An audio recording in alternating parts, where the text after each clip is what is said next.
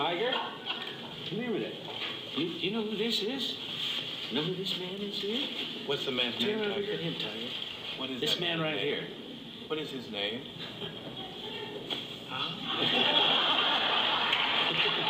Not only does he not know, but he doesn't care.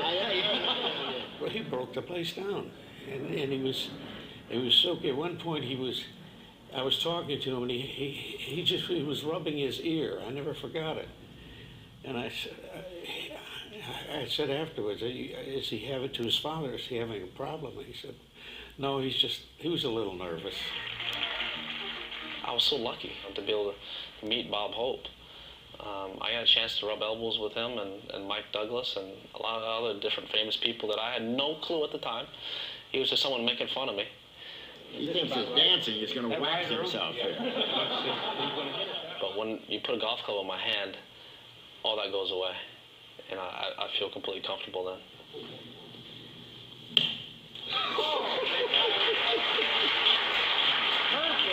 I remember saying, "Let's have a little putting contest."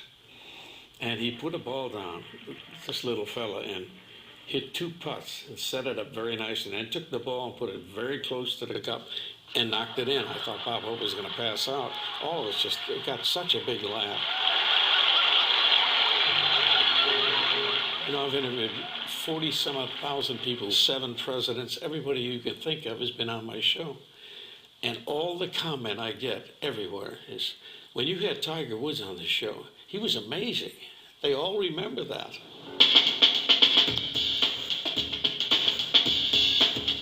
Where did you learn how to play? My dad taught me. Is he a good player? Yes. Better than you? Yeah, real better.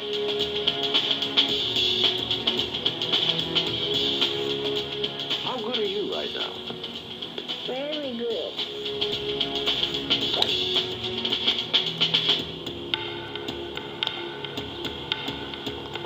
Why are you getting so good? Practice. Is that right? Mm-hmm. How much do you practice? About a whole bunch. You don't win all the time, do you?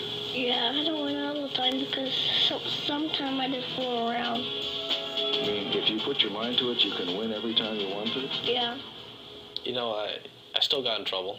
I still did all the things around the house and played with my friends and still did all the other things that every other kid did. It's just that there was another side of me, and that was, you know, my results on a golf course. People were interested in that, and I, you know, as a young kid, I didn't understand why. I just accepted that's just the way it was. You know, if I was successful here, then these people want to talk to me about it. I didn't take anything to it because my dad put things in perspective real quick. When I was 5 years old, I was on That's Incredible. This is Eldrick Tiger Woods, and Eldrick is an accomplished golfer. There was a girl on that show who could, you know, basically lift her parents up, you know, and do something that I couldn't do. And my dad was watching her. I walked in when she was warming up, and my dad says, "You think you can do that?" I said, "No, there's no way." And he'd mention all these other little examples of things that I couldn't do. And he says, "You know what that means? There's a lot of other special people in this world. A lot of things that people can do that you can't do. And you must recognize that these people are exceptional, and everyone is exceptional in their own way. You just got to find that in them." When I'm going to be 20, I'm going to be Jen Nicholson, Tom Watson.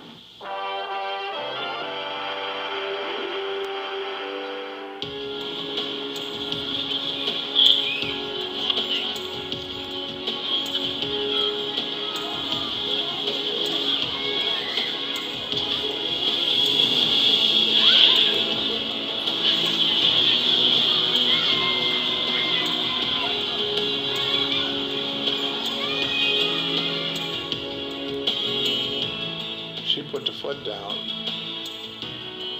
No homework, no golf. You finish your homework and then you can play golf. That world was terrible, but it accomplished its main objective, which is to put a priority in my life. It was always family, school, and then golf. And so my golf was always secondary to my schooling. And that was one of the biggest things that my mother kept harping on me the entire time growing up. And then also my father, because my father had a decision to make. Because back when he was young, his parents both died at a very early age. When he must have been 11 and 13. But his father wanted him to become a professional baseball player. Well, his mother always wanted him to get his education. So it was always, get your education, son, professional baseball player. Get your education, son, professional baseball player. He went for his education. And so I had both sides hit me at the same time, my father and my mother, both harping on my education, being number one. So if I didn't have my homework done, to the excellence that it should have been done at, the aptitude it should have been done at, because they know that I was sharp enough to get A's. And if I didn't apply the same amount of effort into school as I did golf, then I wasn't able to play golf. So I got very used to focusing on my schooling. And I used a lot of my focus that I learned from golf into school to help me get it done so that I could go play golf.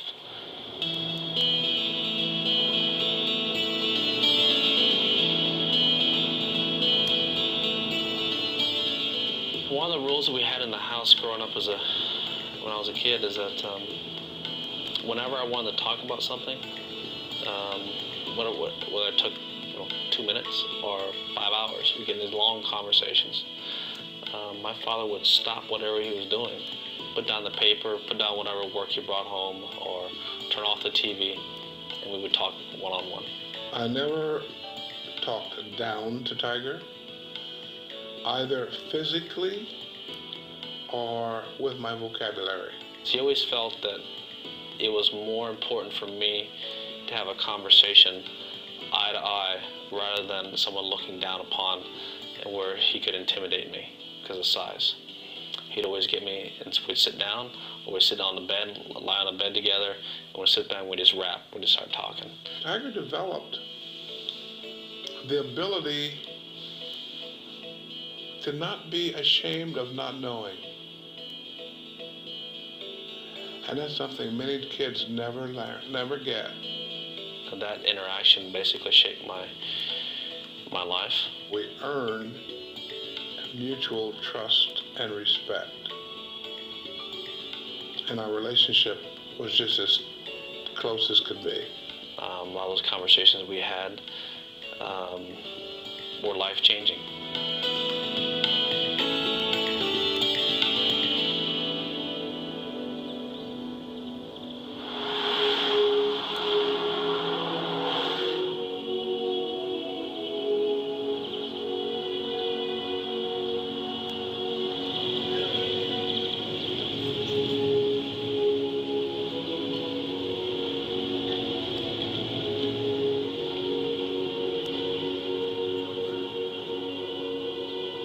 By the time Tiger was 4, it became obvious that he needed professional coaching. Earl and Tita approached Rudy Duran, a golf pro at Hartwell Park in Long Beach. One day, Tita came in with Tiger, and I remember that Tiger could barely see over the counter. He was just 4 years old, and she asked me if I would help him with his golf game, and I'd let him play there. So I said, well, let's take a look. What's going on in the driving range? So we went down to the driving range, and I remember Tiger not saying anything all the way down there. He had his little carry bag with him, and so I teed 4 balls up, and he took out his little cut down 2.5 wood, and he took that thing out and just hit like 4 perfect shots in a row. And I said, whoa, I would love to help you, and you can play here anytime you want.